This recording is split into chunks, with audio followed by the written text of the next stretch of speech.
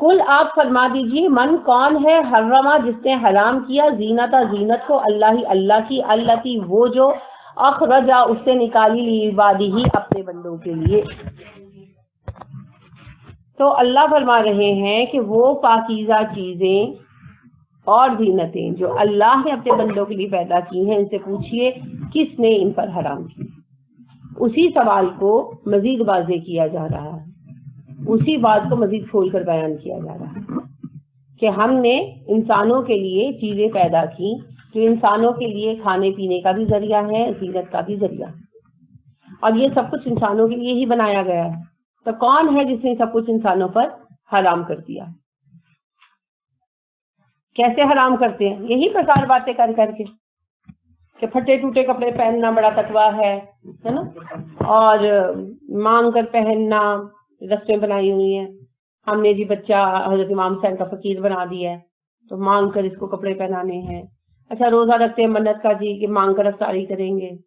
تو یہ سب جو ہے اللہ کے احکامات کے خلاف اپنی بنائی ہوئی باتیں ہیں. اور پھر زینتوں کو منع کرنا یعنی کہ تقویٰ کا معیار ہم نے یہ رکھا ہوا ہے کہ انسان قابل رحم نظر آئے, کوئی اچھا لباس کا پہنے, کوئی اچھا اس نے کام نہ کیا ہو, کوئی عورت ہے تو ہار سنگھار نہ کیا ہو, مگر یہ سب مطلوب نہیں ہے, یہ تقویٰ کے تقاضے نہیں ہیں. اللہ فرماتے ہیں میں نے یہ زینتیں پیدا کی ہیں, تو کون ہے جو ان کو حرام کرے؟ اس سے کیا پتا چلا فی اصل زینت حلال ہے, زینت فیشن حلال ہے, سوائے ان چند چیزوں کے جو اللہ نے منع کر دی. کیا کیا منع کیا ہے؟ آئی برو شیپنگ منع ہے, ٹیٹو بنوانا منع ہے, نقلی بال لگانا منع ہے, ناخن گوشت سے آگے بڑھانا منع ہے, اور نہیں دانتوں کی شیپ بنوانا یعنی کہ دانت ٹھیک کروانا منع نہیں ہے, دانتوں میں حلال خلا کروانا منع ہے, خلا کروانا منع ہے. وہ عربوں کا ایک فیشن تھا, عربوں میں یہ فیشن تھا کہ دانت جڑے ہوئے ہوتے ہیں نا ہمارے, تو وہ ان کے درمیان نا گیپ کروا کے تو ان کے درمیان چیزیں بھروا لیتے تھے, یعنی کہ سونا چاندی وہ شائن کرتے تھے. آج کل یورپ میں بھی یہ فیشن چلا ہے, اللہ نے اس کو حرام قرار دیا. ہاں ویسے یہ ہوتا ہے نا کہ کسی کا دانت اونچا ہوتا ہے تو بریسلٹ لگوا کر وہ سیٹ کروا لیتے ہیں, یا کسی کے آگے نا ڈبل دانت نکل آتے ہیں تو وہ ایک دانت نکال دیتے ہیں اور پھر باقی دانتوں کو ٹھیک کر دیتے ہیں. تو اس طرح سے کروانا منع نہیں ہے, وہ نارمل ہے, کیونکہ وہ تو ایک غیر فطری چیز ہے, اس کو کروانا ٹھیک ہے.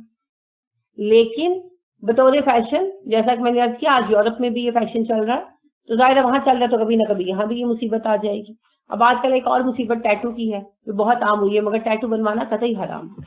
وگوں کا فیشن بہت زیادہ رہا, اب ختم ہو گیا اللہ کی فضل سے, لیکن وگ لگانا بھی, نقلی بال لگانا کسی بھی شکل میں وہ حرام ہے.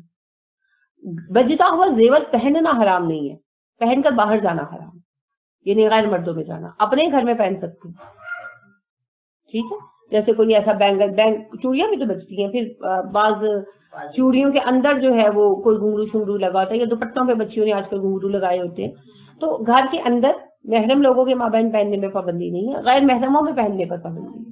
اسی طرح خوشبو منع نہیں ہے, خوشبو لگا کر غیر محرموں میں جانا منع, ٹھیک ہے. بال کٹوانا منع نہیں ہے, بال کھول کر غیر مردوں میں جانا منع ہے, نہ بھی کاٹے ہوں تب بھی غیر مردوں میں بال کھول کر جانا منع ہے, ٹھیک ہے. تو اگر ان چیزوں کو پورا کیا جائے تو ایسی شکل میں یہ چیزیں جو ہیں منع نہیں ہیں. باقی جو آپ کے سارے فیشن ہیں, نیل پالش لگانا منع ہے, اس کی وجہ یہ ہے کہ وضو نہیں ہو پاتا, ٹھیک ہے.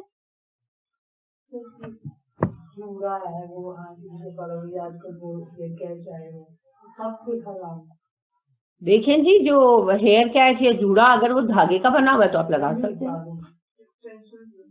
نہیں وہ تو حرام ہے نا, وہ تو ویگ ہے. ویگ کی سب ٹائپس جو ہے نا, ویگ کی سب ٹائپس حرام ہے, چاہے وہ کسی بھی شکل پہ ہو. ہاں دھاگے کی بنی ہوئی جالیاں وغیرہ آتی ہیں جوڑا چھوڑا بنانے کے لیے, تو وہ آپ استعمال کر سکتے ہیں, لیکن اگر وہ بالوں سے بنا ہوا ہے تو وہ حرام, ٹھیک ہے. کسی بھی طرح سے دیکھیں یہ یا وہ کہ بحث نہیں ہے, ویگ کسی بھی شکل میں ہو حرام, چاہے وہ لمبائی کی شکل میں ہو, چاہے وہ جوڑا بنا دیا گیا ہو, کچھ بھی بنا دیا گیا ہو, ویگ ہر شکل میں حرام. مصنوعی بال نہیں لگایا جائے, ٹھیک ہے. تو کبھی کبھی لگاتے ہیں لیکن یہ آئی بروز بنوانا یہ بھی تو نام یہ نہیں آتا. میں نے وہ پہلے گنوا دیا نا. کوئی نہیں. پتہ ہے بات کیا ہے, ایک چیز بتا دی اس کو ریپیٹ کرنے سے اہمیت نہیں بڑھے گی, وہ تو حرام ہے ہی ہے. رہ گیا یہ کہ بھئی وہ نہیں بچے چھوڑتے. پہلی بات کہ ان کا براٹ اپ صحیح کریں. دوسری بات یہ ہے کہ یہ پورا سسٹم چینج ہوگا. جگہ جگہ پر پارلر ہیں اور ہر پارلر میں لکھا ہوا ہے کہ آئی برو شیپنگ فری ہے, تو لہٰذا وہ تو پھر سسٹم چینج ہوگا تو چیز چینج ہوگی نا. ٹھیک ہے, تو اس کے لیے ایک تو بار بار کہتے رہیں, دوسری بات ہے خود چھوڑیں اور اپنے بچوں کو بچپن سے یہ چیزیں بتائیں, پھر انشاءاللہ چینج آئے گی. ایک وگ ہوتی ہے بالوں والی, وہ جوڑا بنانے کے لیے وہ اندر لگتی ہے, وہ تو کاٹن ہوتی ہے, اس میں بھی بالی ہوتے ہیں. دیکھیں جی, اگر اس میں بال ہیں تو اس کو استعمال نہ کریں, ٹھیک ہے, اور اگر اس میں جیسے کہ کاٹن ہے تو استعمال کر لیں. آپ نے اس کو خالی پیڈ کے طور پر رکھنا ہے تو آپ خود بھی کاٹن لے کے رکھ سکتے ہیں, تو یہ آپ چیک کر لیں. ٹھیک, بہت اونچے جوڑے اسے بنانے نہیں چاہیے. اب اس میں ایسے بال بنانا جو اونچی کوہان کی طرح ہو منع ہے, مگر اس سائڈ کوہان کے اندر بحث ہے کہ اس سے مراد کیا ہے. اس میں کوئی ایک رائے کبھی بھی نہیں ہو سکتی. تو میں ذاتی طور پر یہ سمجھتی ہوں کہ یعنی علماء کے مختلف خیالات ہیں نا, تو میں ذاتی طور پر سمجھتی ہوں کہ وہ علماء جنہوں نے کہا کہ یہ فلیٹ سر, یہ جہاں ہاتھ رکھتے ہیں یہ فلیٹ سر, اس کے اوپر جو تالو کے اوپر کی جگہ ہے اس کے اوپر بال کو اونچا کر کے بنانا کوہان ہے, کیونکہ کوہان اونٹ کے عین اوپر ہوتا ہے. تو لہذا اس میں پھر کسی بھی طرح یہاں جوڑا بنانا یا کوئی بھی ایسی چیز بنانا یہاں پر بنانا, یہاں اس جگہ پر, تو بیک کام بھی اسی میں آئے گی. اگر اونچی کر کے بیک کام کی جاتی ہے تو وہ تو یہیں پر کی جاتی ہے, تو لہٰذا وہ اسی کے اندر آتی ہے. لہٰذا سر کے عین اوپر بیک کام کروانا یا جوڑا بنوانا منع ہے. پیچھے آپ جوڑا وغیرہ بنا سکتے ہیں, اور میں نے اس کی آپ کو دلیل بھی عرض کی تھی کہ عبداللہ بن عباس رضی اللہ عنہ مسجد میں بیٹھے تھے تو ایک دوسرے صحابی نماز پڑھ رہے تھے, انہوں نے جوڑا بنایا ہوا تھا, تو انہوں نے اٹھ کر جوڑا کھول دیا. ان صاحب نے نماز کے بعد ان سے پوچھا کہ آپ نے کیوں میرے بال کھول دیے, تو انہوں نے کہا کہ رسول اکرم صلی اللہ علیہ وسلم نے کہا کہ اپنے آپ کو زنجیروں سے باندھ کر نماز مت پڑھو, یعنی اپنے آپ کو بہت ٹائٹ کر کے نماز مت پڑھو. تو اس پر محدثین کا کہنا یہ ہے کہ غالباً ان کے اتنا ٹائٹ جوڑا تھا کہ اسکن کھنچ رہی تھی, تو حضرت ابن عباس نے اس کو کھول دیا. کوئی بھی ایسی چیز جو نماز میں آپ کی توجہ کھینچ رہی ہو وہ نماز کے لیے درست نہیں ہے, چاہے وہ لباس ہو یا ہیئر اسٹائل ہو. تو اس وجہ سے انہوں نے حضرت ابن عباس نے کھول دیا. اس سے بنیادی طور پر یہ پتہ چلتا ہے کہ جوڑا بنانا جائز ہے, کیونکہ یہ نہیں کہا ابن عباس نے کہ جوڑا بنانا حرام. انہوں نے یہ کہا کہ آپ کے بال اتنے ٹائٹ ہو رہے تھے کہ میں نے کھول دیے, کیونکہ رسول اکرم صلی اللہ علیہ وسلم نے کہا ہے کہ نماز اس طرح مت پڑھو گویا کہ تمہیں زنجیروں سے باندھا گیا ہے, مطلب کہ تم اپنی اس ٹائٹ ہونے کی وجہ سے تنگی محسوس کر رہے ہو, تو نماز پھر توجہ نہیں نہ جائے گی اس وجہ. ٹھیک ہے,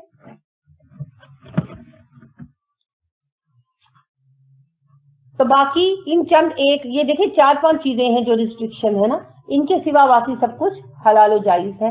تو لہٰذا بالکل تیار شیار ہو کے رہا کریں, اچھے بن کے رہا کریں, اور کسی کو روکنا جو ہے, جیسے ہم نے بڑی باتیں بنا رکھی ہیں بیوہ عورت جی رنگ داز آلہ ذرا شوق کپڑے کیوں پہنے, تو یہ تو کوئی جواز نہیں ہے. پھر بیوہ عورت کے لیے عدت کی بات نہیں کر رہی, بیوگی کی بات کر رہی. اب ایک عورت 40 سال کی عمر میں فرض کریں بیوہ ہو گئی, نہیں اس نے دوسری شادی کی, کیونکہ ہمارا سوشل سسٹم اس قسم کا ہے, ہر بچوں کے ساتھ رہی, تو وہ 80 سال فرض کریں اس کی عمر ہوتی ہے, تو 40 سال وہ کبھی شوق رنگ ہی نہ پہنے, کیا پابندی ہے اس کے اوپر؟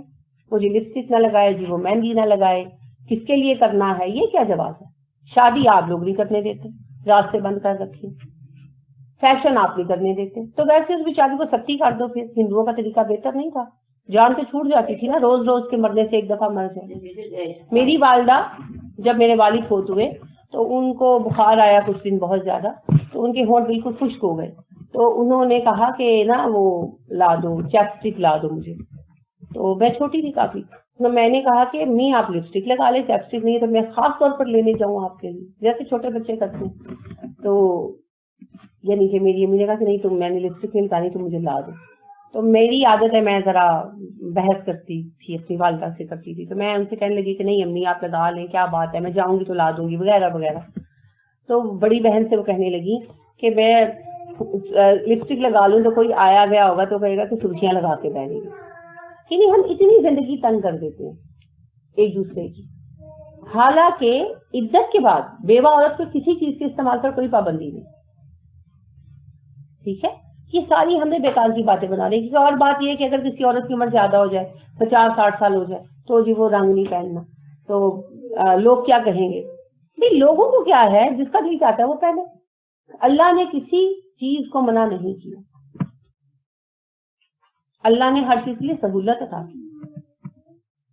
تو وہ ساری چیزیں جو جائز ہیں وہ کرنی چاہیے. پھر اور ہم نے باتیں بنا رکھی ہیں، کبادی کو بھی خوشبو نہ لگائے، کہاں لکھا ہے؟ کبادی لڑکی پھول نہ پہنے، کہاں لکھا ہے؟ کبادی لڑکی مہندی نہ لگائے، کہاں لکھا ہے؟ حیض میں مہندی نہ لگاؤ، کہاں آیا؟ سب بیکار کی باتیں، کسی بات کی کوئی حقیقت نہیں. سب چیزیں جائز ہیں اور کوئی عمر کا اس کے ساتھ پابندی نہیں ہے. رسول اکرم صلی اللہ علیہ وسلم نے ارشاد فرمایا اپنی بچیوں کو سوار کر رکھا کرو تاکہ ان کے اچھے رشتے ہیں. ہم نے الٹی گنگا بہا رکھی.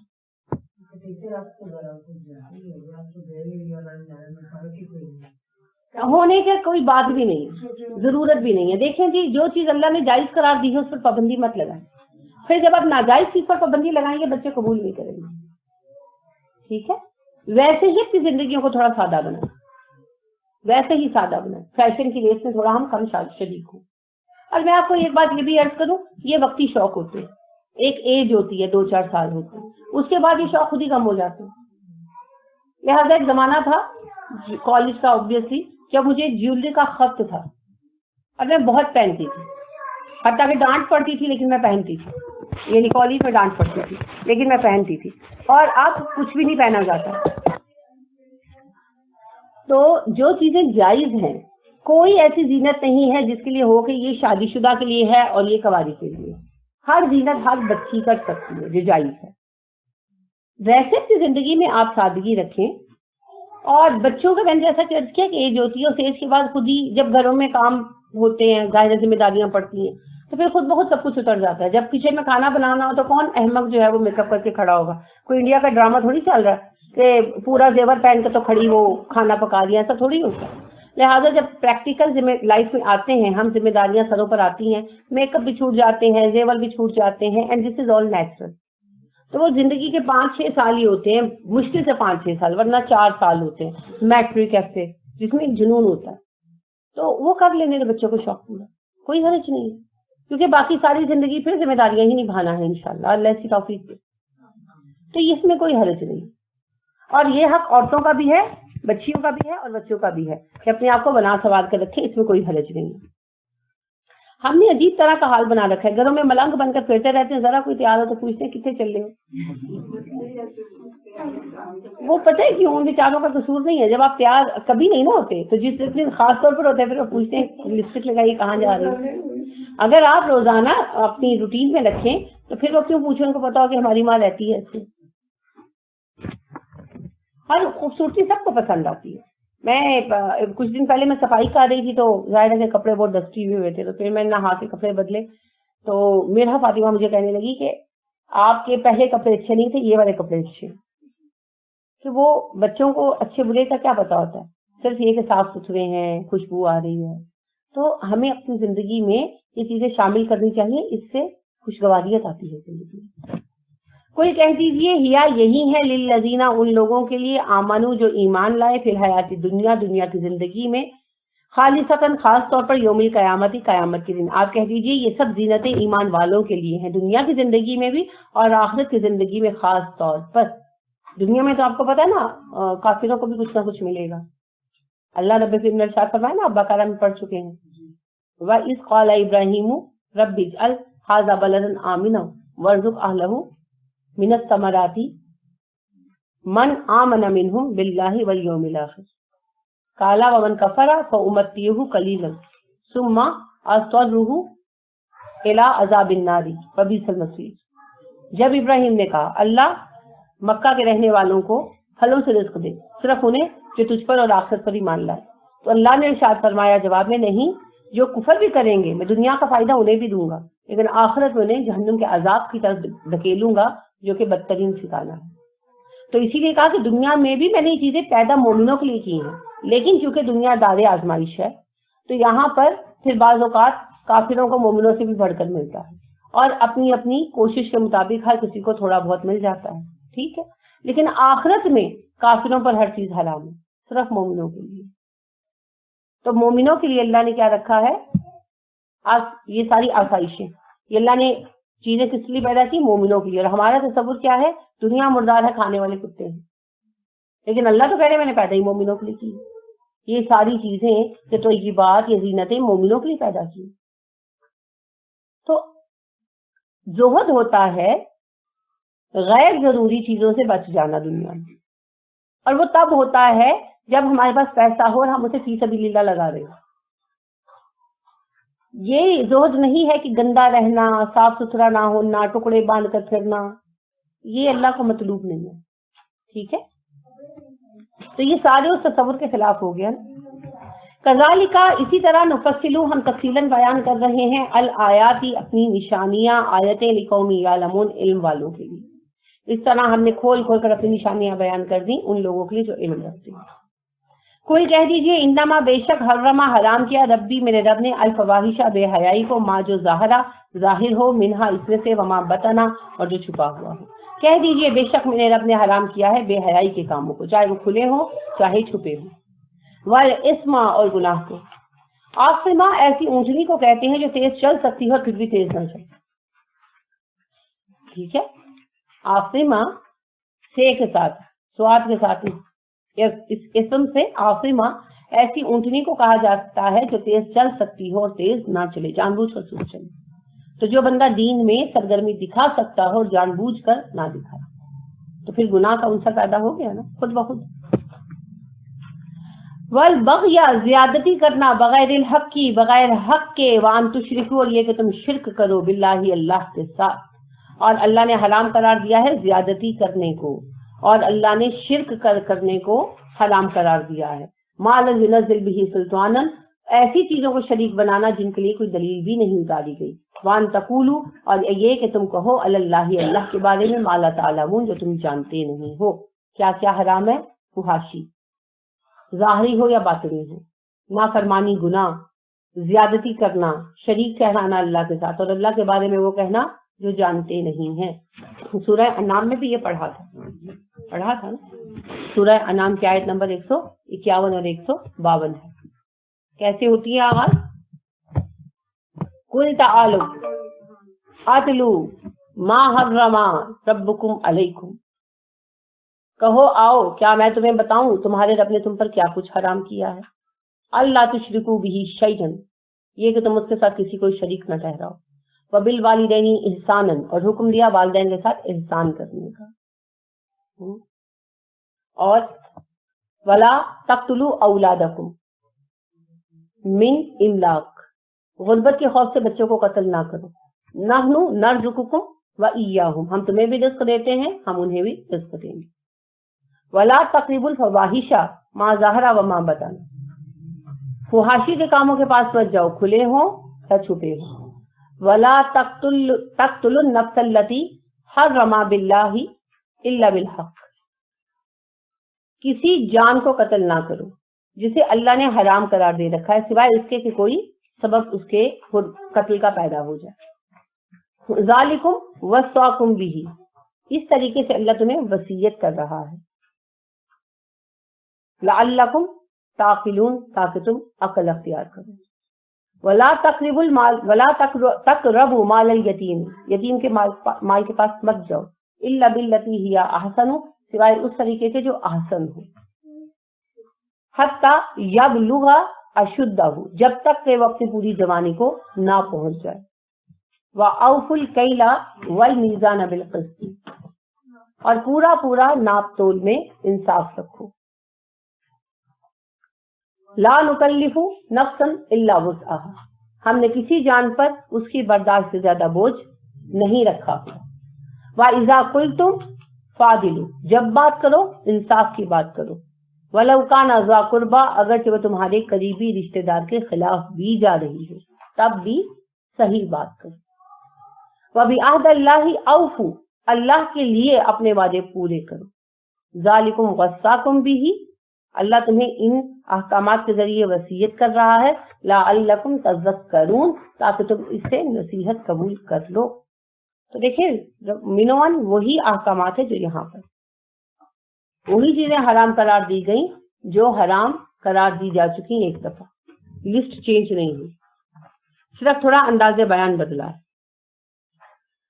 تو اللہ نے کہا جو زینتیں میں نے پیدا کی ہیں تمہارے لیے حرام نہیں کی, اچھا لباس, اچھا جوتا, تیار شیار ہونا, صاف ستھرا رہنا, کھانا پینا منع نہیں ہے. منع یہ کام ہے اللہ کے ساتھ شریک ٹھہرانا, بے حیائی کے کام کرنا, حق ادا نہ کرنا, والدین کا خاص طور پر اور باقی افراد کا عام طور پر, انصاف نہ رکھنا زندگی کے سارے معاملات میں, اور صحیح بات نہ کہنا, شرک کرنا, یہ سب کچھ حرام ہے. اس سے بچو اور باقی زندگی سے لطف اٹھاؤ کیونکہ یہ اللہ کی نعمت ہے. وَلِكُلِّ اور ہر ایک امت ان گروہ کے لیے اجل ایک مدت ہے, ہر گروہ کی ایک مدت مقرر ہے. فَإِذَا جَاءَ پھر جب وہ مقررہ وقت آ جائے گا, اجلہم جو ان کا طے شدہ وقت ہے, لا نہیں یستاخرون وہ دیر کر سکتے, ساعتن ایک لمحہ, ولا اور نہ ہی یستقدمون وہ آگے بڑھ سکتے ہیں. یستاخرون کی روٹ کیا ہے؟ حمزہ خیر آخر, اور یستقدمون کی کاف دال میم قدم. پھر جب ان کا طے شدہ وقت آ جاتا ہے تو نہ وہ ایک لمحہ تاخیر کر سکتے ہیں, نہ ایک لمحہ تقدیم کر سکتے ہیں, نہ ایک لمحہ آگے بڑھ سکتے ہیں, نہ پیچھے ہو سکتے ہیں. تو اللہ نے فرمایا کہ دنیا میں بطور آخری امت رکھا گیا ہے, لیکن تمہارا بھی ایک وقت مقرر ہے جیسے ہر امت کا تھا. جب وہ مقررہ وقت آئے گا تو تم ختم کر دیے جاؤ گے من حیث الامہ بھی, اور ظاہر ہے ہر انسان نے بھی مرنا ہے, ہر گروہ نے ختم ہونا ہے. پھر مرنے کے بعد اٹھایا جانا ہے اور حساب لینا, اسی مقصد کے لیے دنیا میں آئے. تو لہٰذا دنیا کی زندگی کو دائمی زندگی سمجھ کر ہر فائدہ حاصل کرنے کے لیے ہر اچھا برا طریقہ اختیار کرنا بے وقوفی. یہاں تو ہم عارضی طور پر آئے ہیں, چلے جانا ہے, اور پھر اللہ رب کریم نے ہمارے اعمال کے مطابق ہمارے لیے فیصلے کرنے. تو اگر ہم اچھے فیصلے چاہتے ہیں تو ہمیں اس بات کو یاد رکھنا ہوگا کہ اللہ کے پاس لوٹنا بھی, اور ان ساری باتوں کو ذہن میں رکھ کر ہی ہم اللہ سے فضل کی امید رکھ سکتے ہیں. ٹھیک ہے, اب آج کے متعلق کوئی سوال ہے تو پوچھیے. نبی صلی اللہ علیہ وسلم نے فرمایا کہ دنیا مومنین کے لیے قید خانہ ہے. جی ہاں, تو یہ جو ابھی آپ نے کہا ٹاپک کے متعلق تھا, بالکل ہے. دیکھیں آپ صلی اللہ علیہ وسلم نے مثال پیش کرنا ہے کہ مومن دنیا میں اس طرح وقت گزارتا ہے گویا یہاں پر محدود کر دیا گیا ہے. اسے شوق ہوتا ہے اللہ کے پاس لوٹنے کا تاکہ اپنے انعامات پا سکے. ٹھیک, اور کافر کے لیے یہ گویا کہ جنت ہے, گویا اسے ہمیشہ یہاں رہنا, وہ اس طرح رہتا ہے. اگر کسی کو کسی جرم پر قید ہو جائے, ٹریفک رولز توڑے, کچھ بھی 15 دن 20 دن, تو کیا کرے گا؟ وہ قید خانے کو جنت بنا لے گا؟ نہیں, وہاں پر وہ صاف ستھرا رہے گا, اپنے فرائض ادا کرے گا, جو اپنی پاکی کا خیال رکھے گا, دانت برش کرے گا, سب کچھ کرے گا, اپنے آپ کو ٹھیک ٹھاک رکھے گا, اور اس امید پر زندگی گزارے گا کہ میں اپنے گھر پر لٹ جاؤں گا, اور جس دن چھوٹے گا دوڑے گا گھر کی طرف, ہے نا. اس قید خانے کو وہ صاف ستھرا رکھے گا, جھاڑو لگائے گا, نیٹ اینڈ کلین کرے گا, جو بھی صفائی کی چیزیں ملتی ہیں ان کے ذریعے صاف کرے گا. ہو سکتا ہے اپنے گھر سے بھی کوئی چیز منگوائے صفائی کے لیے, لیکن وہ اسے محل میں تبدیل نہیں کرے گا کیونکہ اس کو پتہ ہے مجھے چھوڑ جانا. اسی طرح مومن دنیا میں رہتا ہے تو اپنی ضرورت کے مطابق اپنی زندگی کو آرام دہ بناتا ہے, اور اپنی جسمانی اور قلبی طہارت کا اہتمام کرتا ہے, صحت کا خیال رکھتا ہے تاکہ اپنے سارے فرائض ادا کر سکے. اور یہ سب کچھ اس امید پر کرتا ہے کہ میرے اس اچھے رویے کی بنا پر مجھے چھوڑا جائے گا, میں اپنے گھر چلا جاؤں, یعنی کہ جنت میں. اللہ نے کہا, آیت پڑھی آپ نے کہ اللہ نے فرمایا دنیا میں جو کچھ ہم نے سب مومنوں کے لیے بنایا ہے, لیکن اس لیے نہیں بنایا کہ مومن انہی چیزوں تک محدود ہو جائیں, کیونکہ یہ سب تو ختم ہو جانا ہے نا. یہ دنیا کیا ہے؟ الدنیا مزرعۃ الآخرہ, آخرت کی کھیتی. تو میں نے عرض کیا نا کہ جیسے آپ قید میں ڈال بھی دیے جائیں تو وہاں آپ کو استعمال کی چیزیں دی جاتی ہے. تولیہ ملتا ہے, صابن ملتا ہے, تیل ملتا ہے, شیمپو ملتا ہے. ہماری جیلوں میں تو خیر جیلر کھا جاتے ہیں, لیکن پوری دنیا میں یہی ہوتا ہے. ٹوتھ پیسٹ ملتا ہے, ہر چیز ملتی ہے صحت و صفائی کے لیے. اپنے صحت کو صاف رکھنے کے لیے فنائل وغیرہ بھی دیا جاتا ہے, کوٹا ملتا ہے اس کا. روز دیتے ہیں, اکٹھا نہیں دیتے کہ کوئی پی کے خودکشی وغیرہ نہ کر لے, لیکن وہ دیتے ہیں. وہ پھر اپنی جگہ صاف ستھرا رکھتے ہیں. اسی طرح اگر کوئی کسی کو مسئلہ آ گیا ہے, کوئی اسکن پرابلم ہے, کچھ ہے, تو اس کی دوائی بھی دی جاتی ہے. تو وہ ساری چیزوں کا اہتمام کرتے ہیں. ہم کو پتا ہے ہمارے یہاں تو جیلوں کا اسٹینڈرڈ بہت خراب ہے, لیکن انٹرنیشنل لیول پر جیلوں کے اندر ورزش کی جم بھی بنائے جاتے ہیں کہ وہ اپنی صحت برقرار رکھے, بیمار نہ ہو, ٹھیک ٹھاک رہے. تو وہ ہر طرح سے اپنے آپ کو صحت مند اور صحیح رکھتے ہیں اس امید پر کہ انہوں نے واپس جانا ہے, اور اپنا کنڈکٹ بھی بہتر کرتے ہیں تاکہ انہیں جلد از جلد رہائی ملے. تو اسی معنی میں قید خانہ کہا گیا کہ یہاں جو نعمتیں, جو چیزیں ملی ہیں وہ عارضی طور پر ملی ہیں. پابندی ساتھ ہے مرنے کی, یہ سب کچھ عارضی ہے, ختم ہو جانا. تو یہاں اپنا کنڈکٹ بہتر سے بہتر کرتے ہیں, اپنی صحت بہتر رکھتے ہیں, اپنے آپ کو صحیح رکھتے ہیں تاکہ اپنے فرائض ادا کر سکیں, اور جب اس جیل سے رہائی ملے تو اللہ کے حضور اپنے مستقل گھر میں جا سکیں. اس معنی میں قید خانہ. ٹھیک ہے. اچھا, ضروری نہیں کہ جیل ہی سے مراد لی جائے. اگر آپ کہیں جاتے ہیں ہاسٹل وغیرہ میں پڑھنے کے لیے تو قید خانہ نہیں لگتا. بیچ میں بار بار آپ ہوم سک ہو جاتے ہیں نا, آپ کا دل چاہتا ہے کہ ہم اپنے گھر چلے جائیں. تو آپ اگر ہاسٹل میں بھی رہ رہے ہو نا, تو ہاسٹل میں سہولیات ہوتی ہیں, آرام ہوتا ہے, آسائش ہوتی ہے, لیکن آپ وہاں کمفرٹیبل فیل نہیں کرتے کیونکہ وہ آپ کی اپنی جگہ نہیں ہے. آپ کو پتا ہے یہاں عارضی قیام ہے, یہاں کی ہر نعمت بھی عارضی ہے, تو گھر واپس جانا ہے ایک دن. تو یہ تصور جو ہے نا کہ میں نے واپس جانا ہے, اور یہ قیام عارضی ہے, اٹ سیلف آپ کو بے قرار کر دیتا ہے. حتیٰ کہ آپ یہ دیکھیے کہ آپ شادی کے بعد جب میکے آتے ہیں رہنے کے لیے, تو وہاں سے بھی واپس جانا ہوتا ہے نا, تو آپ 2-3 دن میں ہی اگ جاتے ہے نا. 8 دن کا پروگرام بنا کے آتے ہیں تو دوسرے تیسرے دن ہی کہنا شروع کر دیتے ہیں میرا خیال ہے میں چلی جاؤں, ہے نا. کیوں ہوتا ہے ایسا؟ حالانکہ وہ تو آپ کی ماں کا گھر ہے. بنیادی وجہ یہی ہوتی ہے کہ یہ قیام عارضی ہے, اصل گھر نہیں ہے. اس کیفیت کے اپنے اندر جو ہے نا ہمارے لیے اطمینان موجود نہیں. آپ سیر کرنے جاتے ہیں پیسے خرچ کر کے, اور وہاں سے آپ آتے ہیں تو آپ تھکے ہوئے ہوتے ہیں. تو یہ جو مسافرت ہے نا, عارضی قیام کی کیفیت, اس کے اپنے اندر عدم اطمینان ہے, جس کی وجہ سے انسان مطمئن نہیں رہتا. اور دنیا چونکہ عارضی قیام گاہ ہے تو ہمارے لیے ایسی ہی جگہ ہے. اس معنی میں بھی جو ہے یہ قید خانہ ہے, جیسا کہ ابھی انہوں نے کہا, بالکل درست کہا. اس معنی میں بھی قید خانہ ہے کہ ہمارے اوپر کچھ رولز ہیں, کچھ پابندیاں ہیں, ہم انہیں کراس نہیں کر سکتے. ان باؤنڈریز کو توڑنا ہمارے لیے الاؤڈ نہیں ہے, پرمیزیبل نہیں ہے. ہم انہیں حدود کے اندر زندگی گزارتے ہیں, اور کافر جو ہے وہ اللہ کی حدود توڑ کر اپنی منمانی کرتے ہیں, تو پھر اس کے بدلے میں انہیں آخرت کی زندگی میں صرف سزا ملے گی. اور مومن نے جو اپنی پابندیاں پوری کی, اپنی ذمہ داریاں پوری کی, تو آخرت میں اس کے بدلے میں دائمی گھر ملے گا عیشت راضیہ کی شکل میں. یہ دونوں باتیں دوسرے کے مخالف نہیں ہیں. مومن حلال طریقے سے جو نعمتیں حاصل کرے ان کا استعمال اس کے لیے جائز ہے. ٹھیک ہے جی. میرا کہنا ہے اس سے یہ بھی بات نکلتی ہے کہ انسان کو یہ بھی سوچ سکتی ہے کہ دنیا میں مجھے مستقل سکون اور آرام ملے گا, نہیں مل سکتا. کسی بھی چیز میں آپ جتنی مرضی ایفرٹ کرنے کوئی نہ کوئی اس میں جو ہے وہ تشنے کی باقی رہنی ہے, کیونکہ قید خانہ ہے. مستقل جو آرام اور سکون اطمینان ہے, کل بنا میں مرنے کے بعد بالکل ہم ساری عمر, بالکل صحیح کہا آپ نے. آپ دیکھیں ساری عمر ہم اپنے آپ کو یہی تسلی دیتے رہتے ہیں نا کہ بھائی اسکول کی میٹرک کے بعد پڑھائی آسان ہے, کوئی کالج میں تو مزہ ہوگا. اب کالج میں کچھ سے مشکل سبجیکٹ سے صاحب کا پڑھتا ہے, پھر ہم کہتے ہیں اچھا اب پڑھائی کے بعد نا اپنے گھر میں جا کے منمانی کریں گے. اپنے گھر میں آ کر نئی ذمہ داریاں شروع ہو جاتی ہیں. اب پھر بچے ہو جاتے ہیں تو ہم کہتے ہیں اچھا جی اب بچے چھوٹے, ہم بڑے ہی بزی ہیں. بچے بڑے ہو جائیں گے تو ہم ایسے کریں گے. بچے بڑے ہوتے ہیں تو ان کے سسرالوں کے ساتھ نئے مسئلے پیدا ہو جاتے ہیں. یعنی پوری زندگی ایک نہ ایک مسئلہ رہتا ہے. اچھا پھر واقعی سب چیزوں سے فارغ ہو جاتے ہیں, پوتے پوتیاں بھی بڑے ہو جاتے ہیں اور دادا دادی ڈسکارٹیڈ ہو جاتے ہیں, تو کیا ہوتا ہے نہیں پھر اپنے اندر کچھ کرنے کا دمخم ہی نہیں ہوتا. پھر اس قدر بڈھے ہو گئے ہوتے ہیں کہ پھر ڈیپینڈنٹ ہو جاتے ہیں. باتھ روم تو جا نہیں سکتے, سارے کرنے کہاں جانا, سارے جو پینڈنگ پلانز ہیں وہ کیسے پورے کرنے ہیں. اور اللہ معاف کرے کہ اگر اس عمر میں آخر عمر میں پچھتاوے آ گھیریں تو وہ تو بہت ہی اذیت ناک ہے, اپنے لیے بھی دوسروں کے لیے. وہ تو خیر مرض ہے نا، اللہ رب العزت سے ہمارے دلوں کو محفوظ رکھے.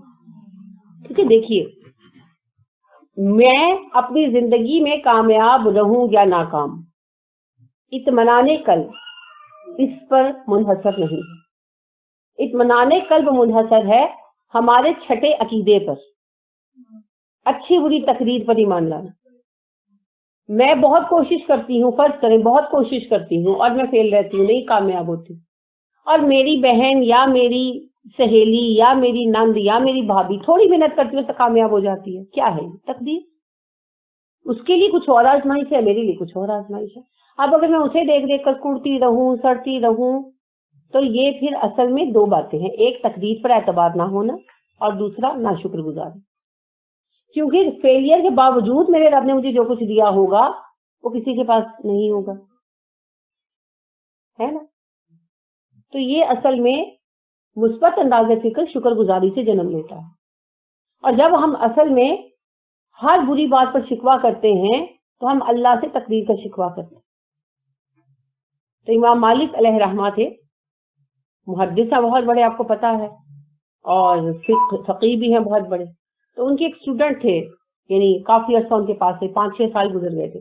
تو ایک دن باہر نکلے مدینہ میں تو بہت گرمی تھی، تو کہنے لگے اوہو آج کس قدر گرمی پڑ رہی ہے. تو انہوں نے کہا اتنے سال میری صحبت میں رہ کر تم نے اللہ کی شکایتیں کرنا ہی سیکھا، یعنی اتنا بھی ان کو ناگوار گزرا. وجہ کیا ہے؟ وجہ یہ ہے ہر وقت اللہ ہمیں عنایات سے نوازتے رہتے ہیں. ہر لمحہ یہ جو ہم سانس لے رہے ہیں، جو ہم دیکھ رہے ہیں، جو ہم اپنے ہاتھوں کو موو کر رہے ہیں، جو سن رہے ہیں، جو محسوس کر رہے ہیں، ہر چیز اللہ کی نعمت ہے. کتنے بڑے آپ کو پتا ہے میکانزم ہے ہماری باڈی کے ہر فیل کے پیچھے، اور اگر خود کرنا پڑے تو ہم ہار جاتے ہیں. آپ دیکھیں کہ ڈائلسس کرانا پڑتا ہے تو مریض بھی تنگ آ جاتا ہے اور اس کے جو لواحقین ہیں وہ بھی تنگ آ جاتے ہیں، کیونکہ مسئلہ ہے. اور کس طرح ہم بار بار جا کر پیشاب کر کے آ جاتے ہیں، پتہ بھی نہیں چلتا. کتنی بڑی مشین اللہ رہتی تھی اتنی سی شکل میں ڈالی ہوئی ہے ہمارے اندر. اسی طرح آپ دیکھیں کہ سانس اللہ معاف کرے جب رکتا ہے تو کتنی بڑا آکسیجن کا ہے مشین وغیرہ، سلنڈر سارا جو لگاتے ہیں، اور ہم ہر وقت سانس لے رہے ہیں. آپ یہ دیکھیے کہ کبھی آپ نے دیکھا ہو، میں نے ایک بچہ دیکھا تھا تھیلیسیمیا کا، وہ پیشنٹ تھا، خون تبدیل ہونے کی اتنی بڑی آدھے کمرے جتنی وہ مشین ہے جس کے ساتھ وہ سارے اس کے وہ لگے ہوئے ہیں آلات وغیرہ. تو مختلف نالیاں وہ ڈالتے کرتے ہیں تو پورا خون نکلتا ہے، صاف ہوتا ہے، ایک طرف سے آتا ہے ایک طرف سے جاتا ہے، وہ سارا سسٹم ہے. ٹھیک ہے، ایسا نہیں کہ پورا خون نکال کر ڈالا جاتا ہے، وہ ساتھ ساتھ پروسیس ہوتا رہتا ہے. تو یہ کام ہمارا دل کا ہے نا، ایک طرف سے گندا خون آ رہا ہے ایک طرف سے صاف خون جا رہا ہے، سارا وقت یہ دل کے کام کر رہا ہے. تو آپ دیکھیں کہ اتنا سا دل ہے، اتنا سا ہوتا ہے، اتنا بڑا کام کر رہا ہے، اور اللہ نے اس کو کتنا سخت بنایا ہے. سخت بمانے جاندار، کہ یہ ساری زندگی کرتا رہتا ہے، ایک لمحے کے لیے ریسٹ نہیں کرتا، ایک لمحے کے لیے ریسٹ نہیں کرتا. ہم سو بھی جاتے ہیں تو بغیر رکے ہمارا دل پمپ کرتا ہی رہتا ہے. اتنا عظیم الشان سسٹم اس نے بنایا. ایک ذرا سی تکلیف آ گئی، کوئی خلاف مرضی بات آ گئی، ہم وہ رولا ڈالتے ہیں، وہ شور مچاتے ہیں، وہ ہاہاکار کرتے ہیں کہ پتہ نہیں اللہ نے کوئی ہم پر ظلم نہیں کرتی. تو یہ اصل میں ناشکری کی کیفیات. تو اللہ ہمیں اس سے بچائے، کیونکہ دل کو مرض لگ جائے نا غم کا، اس سے بڑی کوئی بیماری نہیں ہے. رسول اکرم صلی اللہ علیہ وسلم نے فرمایا غم انسان کو کھا جاتا ہے. تو غم جو ہے نا، ڈپریشن، غم جو ہے نا یہ بہت بڑا مرض ہے. غم کیوں ہوتا ہے؟ بنیادی طور پر شکری کی وجہ. مجھے یہ بھی نہیں ملا، مجھے وہ بھی نہیں ملا، مجھے وہ بھی نہیں ملا، مجھے وہ بھی نہیں ملا، اور اس کے ساتھ جو مل رہا ہے نا وہ سارا کھانا ہم بند کر دیتے ہیں، ہمیں دکھائی نہیں دیتا. اللہ عالم ایسا کیوں ہوتا ہے؟ تو بہرحال یہ مرض ہے، اللہ رب کریم ہمیں اس سے بچائے رکھے. وسوسہ بھی مرض ہے، کوئی کہے جائے، جواب دیے جائے، بتائے جائے، آپ کو یقینی نہ آیا، بار بار پوچھیں، بار بار پوچھیں. ابتدا میں ارلی سٹیجز پر ان چیزوں کو روک لیا کریں، کیونکہ جب یہ کبھی ہو جاتی ہے پھر نہیں رکتی. ارلی سٹیجز پہ روکیں، ٹھیک ہے. تو مومن پر اعتبار کرنا چاہیے. صحیح ہو گیا. تو انسان اپنی پوری زندگی جس طرح گزارتا ہے، ہر ایک مرحلہ ایک نئی ذمہ داری بنا. ہم پوری زندگی ذمہ داریوں سے فارغ نہیں ہو سکتے. تو مجدد الاسلامی صحیح کہتے ہیں دنیا میں جو آرام کا طلبگار ہے وہ بے وقوف ہے. تو دنیا میں کام کرنا ہے تاکہ آخرت میں آرام ملے.